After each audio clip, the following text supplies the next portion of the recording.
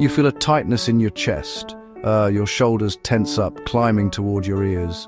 Your mind begins to race, replaying a conversation, worrying about a future event.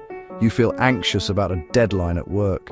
You dread a difficult conversation with someone you love. These powerful feelings can swell up and take over your day. They can make very small problems feel like insurmountable mountains. But you must know that calm is not an accident of personality. Calm is a skill. Ancient wisdom from Marcus Aurelius and the Bible offers practical tools for modern emotional regulation. The first principle is the foundation of a steady mind. The Stoic teacher Epictetus taught it. His student Marcus Aurelius lived by it. The idea is simple and profoundly clarifying. Focus your energy only on what you can control. This is a clear and unwavering rule.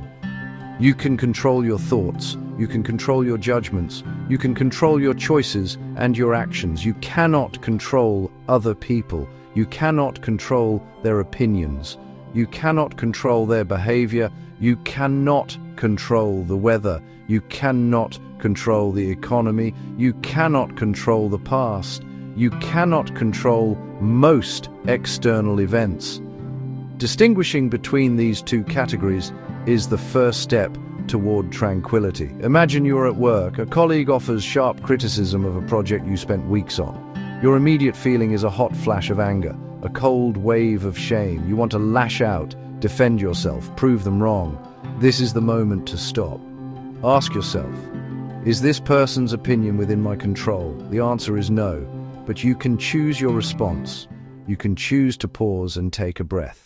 The second principle is to create a space between a stimulus and your response. In that small space lies your freedom and your power to choose. Someone cuts you off in traffic, you receive a stressful email, a child spills milk all over the floor. Your body's immediate reaction is often a surge of adrenaline, a fight or flight response. The key is not to act from this place of primal reaction. The key is to intentionally create a pause. Breathe in slowly for a count of 4. Hold your breath gently for a count of 4. Breathe out slowly for a count of 4. This is the 4-4-4 breath. In that critical moment, stop just for one cycle. Ask yourself, will my words build up or tear down? Is this kind? Is this true? Is this necessary? This small intentional pause can prevent immense regret later. James 1-19. Quick to listen, slow to speak, slow to become angry. The third principle is to actively guard what you allow into your mind. What you repeatedly see, hear, and think about will inevitably shape your emotional state. The Stoics thought of the mind as a fortress, and you are the guard at the gate. The Bible offers similar clear advice.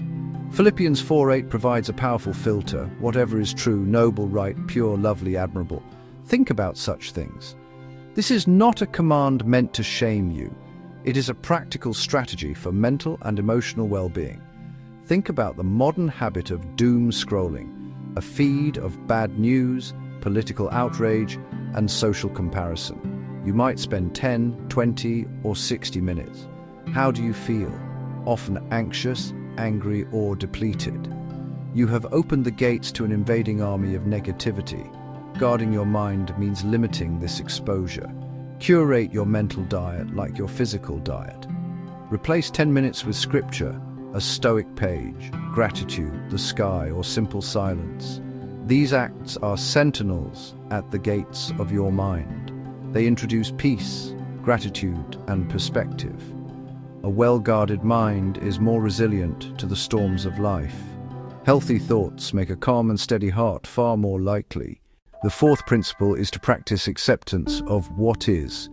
The Stoic thinkers taught amor fati, a love of fate, not joy at tragedy, but clarity about reality.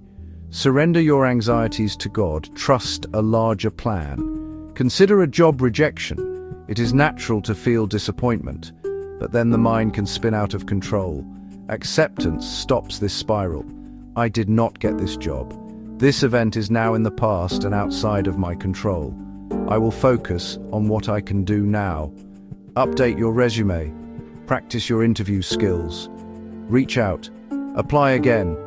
Acceptance redirects energy from fighting the past to building the future. Acceptance frees your strength for the journey ahead. Section 6. A simple daily routine for emotional regulation.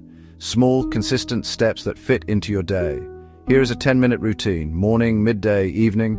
Before you pick up your phone, before the news, before emails, take 2 minutes for silence. Sit comfortably, simply sit. Don't empty your mind, let thoughts come and go. Focus on your breathing. Set one small intention. Today, I will respond, not react. When stress appears, pause for 60 seconds. Inhale 4, hold 4, exhale 4, 3 times. If yes, one small action. If no, release it for now. Before sleep, reflect. No self-criticism. Where did emotion control me? Where did I stay steady? End with a proverb, a Stoic line, or Philippians 4:8. Section 7. Practical tools for the present moment. Write a reminder. Control what I can control. Or simply, pause. When anger rises, touch the card or glance at the note. Use the breath before meetings, before a text, before a hard call. Set a 10-minute timer. Close the app. Choose scripture, poetry, music, air, or gratitude. These tools deploy in seconds, an anchor in any emotional storm. Section 8. Why these small steps create big change. They train your nervous system and your patterns of thought. Stress fires fight or flight. Heart up, breath shallow, cortisol high. Slow breathing activates rest and digest, slows the heart and signals safety. Each pause forges a new path. Repetition makes it your default. Perspective shifts. Focus on the true and controllable. Small steps compound into lasting change. The mastery of your response. Peace is not the absence of problems. It is mastery over your response. Control what you can. Pause before you react. Guard your mind. Accept what is. Practice steadily. Be patient. Begin now, with one conscious breath and one thoughtful response. If this helped you, support the channel, subscribe, like the video, share it with someone who needs peace today, and leave a comment about which principle resonated most with you.